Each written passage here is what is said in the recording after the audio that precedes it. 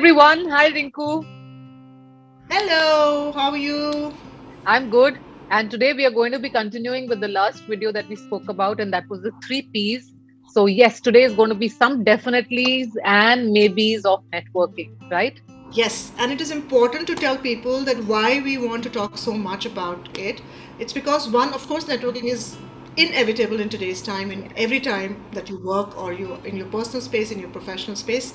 Asha, last time we did a very short video in terms of the three P's of networking and Yeah, explaining people that it's a skill that you can learn and you can develop. right. Today, it's all about overcoming those fears and uncertainties that you have, and that's the title, definitely, maybe. With all the process, all the skill, all the knowledge, awareness that we have about anything, we still have doubts and fears in our mind that stops us from taking that first step. Right. But because we know that networking is an important aspect of our lives, more today than ever before, we want to address these definitely maybes, these doubts in our minds that we have when we are thinking about networking. So, why don't we get right on the topic? Yes, I think let's get started. And the first being networking. Seriously, why do I need it? Many Yeah. people have these roadblocks as to why do I need to network. So, I think break that out and start networking.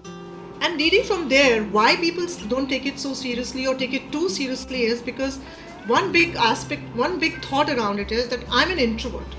It has been labeled that networking is meant for extroverts, not for introverts. I think it's a very wrong place to be in. Yes. Even for introverts, if I'm in my business and I'm an introvert, I got to grow in my business.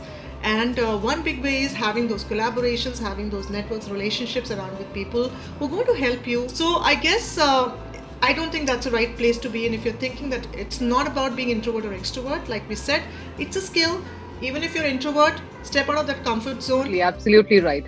Another thing is sometimes we become too critical of ourselves, whether what I'm going to convey is going to reach out in that manner, how is the other person going to take it, whether my communication is going to be apt for the other person to understand. So, a lot of the self doubt that we have is a very, very big roadblock to networking. And I think it's time we leave all of those behind. True. It's like what you said, it's fear of judgment, right? Yes. If I go all out for networking, I have to be manipulative, I have to be aggressive. Again, all these, thoughts and feedback that we receive and that we hear, I think that limits us from being the networker that we can be. Yes. And you have to overcome these fears. Right. I don't think that's going to help you out. Whenever you're fearing a judgment around it, I think the first P that we spoke about last time, which is preparing yourselves, Yes. that comes out very handy.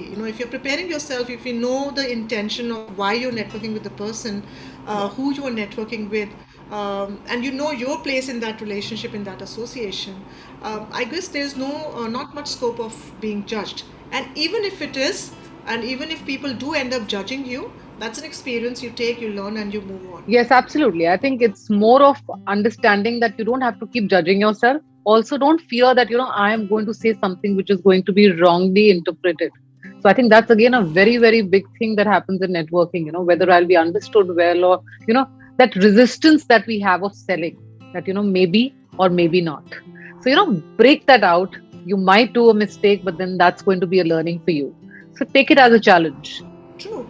The other one, which is very, very common when people stop themselves from networking, is because, like we spoke a little bit about it last time also, and we said that, when it's about networking, a lot of us think that it's all about asking for help, right? And we tried to Right. clarify last time. I'm going to it this time too, and that is that networking is not just about asking for help. Number one, it's about offering help also to the other person. But more than that, the foundation of networking is that you are working with another person because you feel Right. that you share the same professional space. It's more in the context of professional space when you talk of networking. So I think networking, the one big thing about networking is about this big notion that networking is all about asking for help, and therefore we've seen in our experience that whenever we see somebody forming a connection, the first thing they do is ask for help, right? Or I've also seen people who will come on a network the first meeting and they'll say, how can I help you? Now, this Yeah. can take another person a little on a back foot because, I may not know exactly how I can True. be of use or how I can ask for help.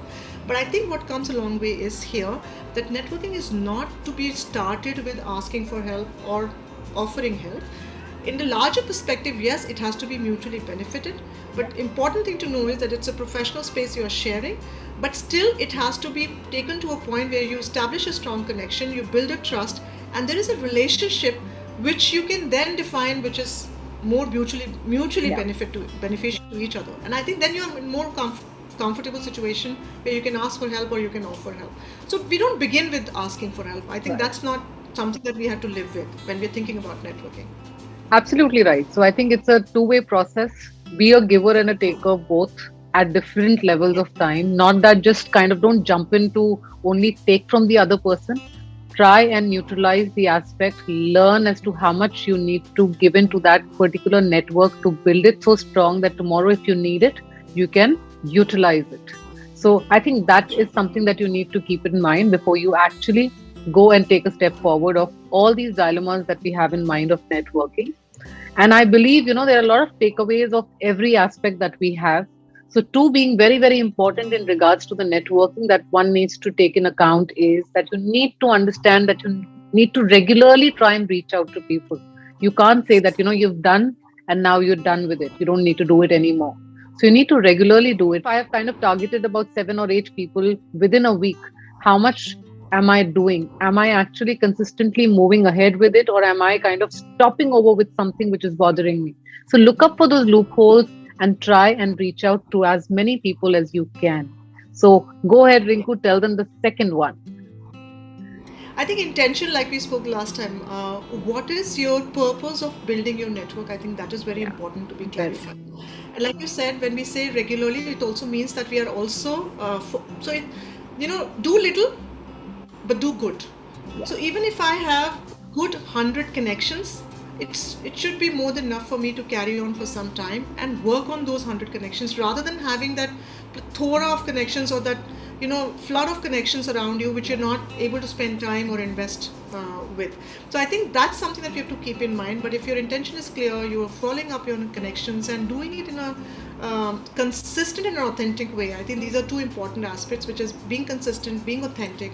I don't think you can go wrong. And Arshna, we've always said, even if you go wrong, how does it matter forward. if we go wrong, if people judge you or whatever? You take your learnings and you move on from there, I think. But that should not stop you from not taking that first step. So yeah, go out, build your network, and see what works for you and what doesn't work for you.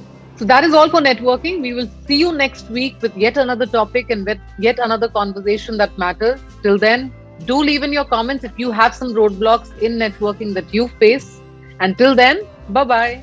Bye.